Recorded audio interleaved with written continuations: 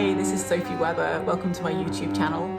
I am a cellist, a music theorist and an arranger, and this video is the first in a short series dedicated to the Bach cello suites, designed to give you a deeper understanding of them and how they are composed. Each video will look in depth at the first 8 bars of a Bach cello suite movement. And today I'll be starting with the G major Prelude. We'll be looking at a traditional chordal analysis of the first 8 bars, and then we'll move on to striking features that we might notice when we first approach this music. Also, we'll look at an intervallic analysis where we find tension and release in the intervals that are used. And last but not least, at a somewhat Schenkerian type analysis, that means a linear analysis where we are going to be identifying scales hidden within the music. So let's jump in with the first movement, which of course is the G major Prelude. So here you can see what is a fairly typical harmonic analysis of the first 8 bars of the G major Prelude. And you can see that in blue we've got our tonic key at G major, and in red we move to our dominant key, which is D major. If I was to play these chords as block chords rather than broken as they are, they would sound like this. This is G major, so here's our tonic chord, going to a 4-6-4, going to a 5-7, but still with the G pedal in the bass, and then resolving to tonic, to a -6, first inversion, passing through 1-6, now moving to D major with the C sharp, to 5-6-5 in D major, and then to a 1-6, and finally to a 2 in D major, which of course is actually that E minor feeling again that we briefly experienced as 6-6 in bar 5 in G major. So that's a very traditional approach, and it's certainly very important in our understanding of how this music is put together. However, I also think that there are other ways that we can analyze it that are extremely useful as a listener and certainly as a player.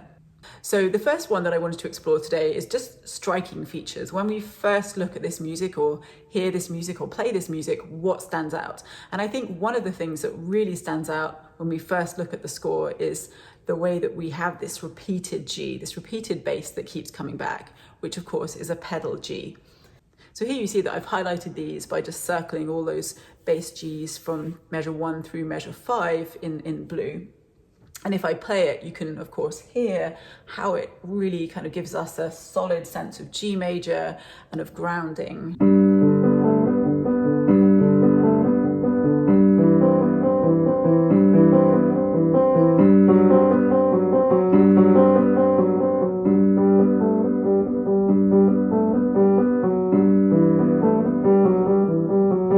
And finally we go somewhere else there.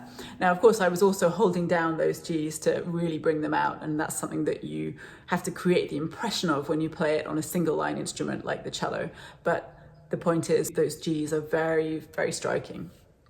Another striking feature is the use of neighbor tone movement. That's a stepwise movement in the upper undulating part. So every time you have this neighbor tone motion going on at the top, I've highlighted it with a pink squiggle.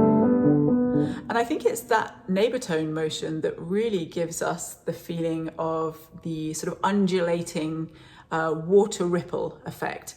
And often those neighbor tones don't belong to our basic chord that is being implied. So for example, we have in that first bar a G major chord, and there's no A in that G major chord, but when we add it in, it creates a kind of blurring at the edges, or again, that sort of misty ripple effect.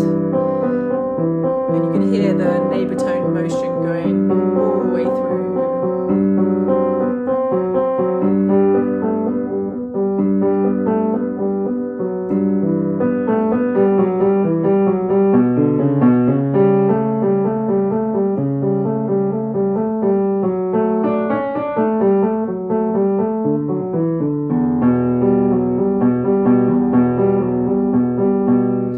Another form of analysis that I always find really, really helpful is just basic intervals. How does the composer create a relative tension and release feeling through the use of his or her intervals? So here you can see the way that especially the rising intervals at the beginning of most of these bars create relative tension and release. For example, we start with a very consonant, easy sounding perfect fifth and major sixth in the way that our tonic chord is laid out there. Then we move up a little bit more of a stretch to a major sixth and a minor sixth on top as the tension builds. More tension here with a major seventh and a tritone. That's pretty much as intense as we can get with our intervals. And then a sudden release to an octave and a third.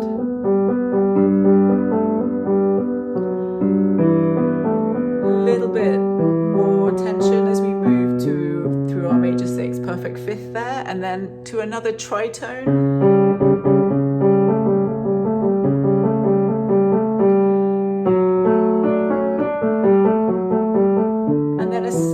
Drop down here with a minor seventh descending interval, which is really striking and creates this sense of depth and also somewhat adds to our sense of melancholy as we go to that minor chord there.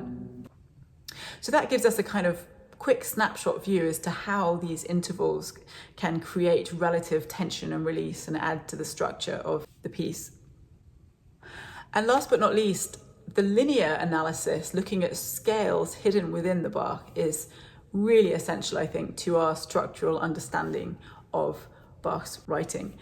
So here you can see how I've highlighted notes which actually create an ascending and descending scale hidden, embedded in Bach's music.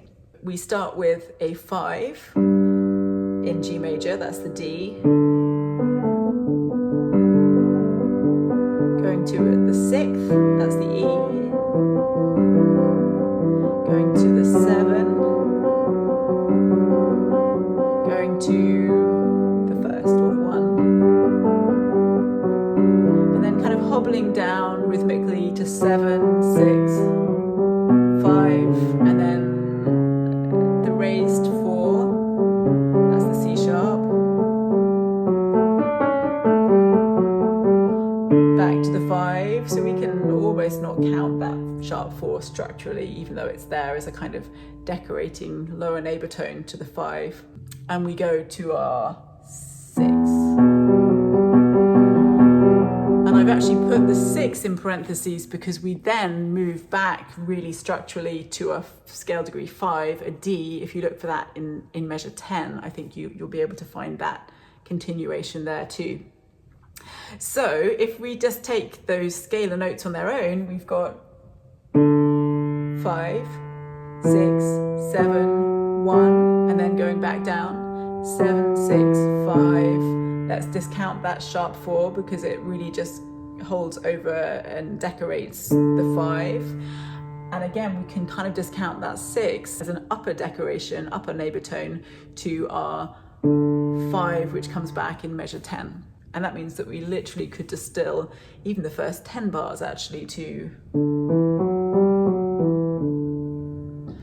So I hope that helps. Please feel free to reach out with any questions or comments as always, and I look forward to seeing you next time.